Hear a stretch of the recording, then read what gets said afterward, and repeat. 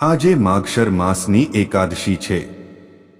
આ દિવસે મોક્ષદા વ્રત રાખવામાં આવશે। નામ પ્રમાણે આ વ્રત મોક્ષ આપનાર માનવામાં આવે છે। માગશર મહિનાના દેવતા ભગવાન વિષ્ણુ છે, તેથી આ દિવસે ભગવાનના કેશવ સ્વરૂપની પૂજા કરવાની પરંપરા શાસ્ત્રોમાં દર્શાવવામાં આવી છે। આ તિથિએ ભગવાન વિષ્ણુની સાથે શ્રી કૃષ્ણની પણ પૂજા કરવામાં આવે છે। એક પૌરાણિક માન્યતા છે કે માગશર માસના શુક્લ પક્ષની મોક્ષદા એકાદશીનું વ્રત કરવાથી વ્યક્તિ પોતાના જીવનમાં જાણે જાણે થયેલા તમામ પાપોમાંથી મુક્તિ મેળવે છે અને આ વ્રત કરવાથી પિતૃઓને પણ મોક્ષની પ્રાપ્તિ થાય છે। તેથી આ વ્રત મોક્ષ આપનારું માનવામાં આવે છે।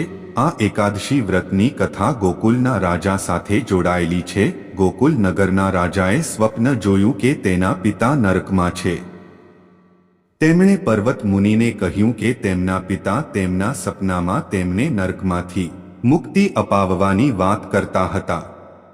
પિતાના મોક્ષ માટે ઋષિએ રાજાને માર્ગશીર્ષ એકાદશીનું વ્રત કરવા અને તેનું પુણ્ય પિતાને આપવા કહ્યું।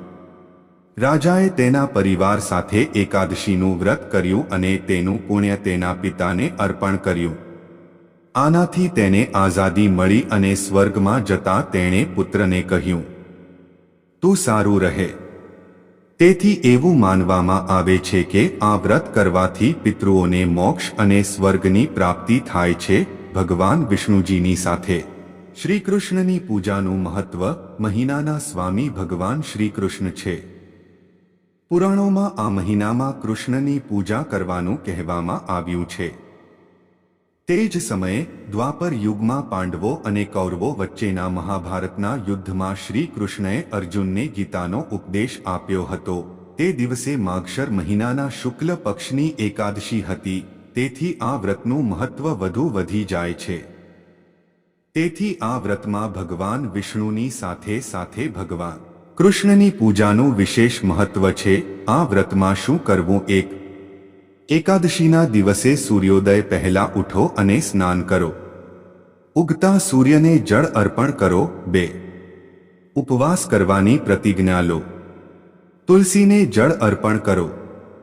ભગવાન વિષ્ણુ અને શ્રી કૃષ્ણની પૂજા કરો। 3. પૂજામાં ભગવાનને ધૂપ, દીપ અને પ્રસાદ રાખો। જરૂરિયાતમંદ લોકોને દાન કરો। 4. ઉપવાસના એક દિવસ પહેલા દશમી તિથિ પર બપોરે માત્ર એક જ વાર ભોજન કરો। વ્રતના દિવસે સાત્વિક આહાર લેવો।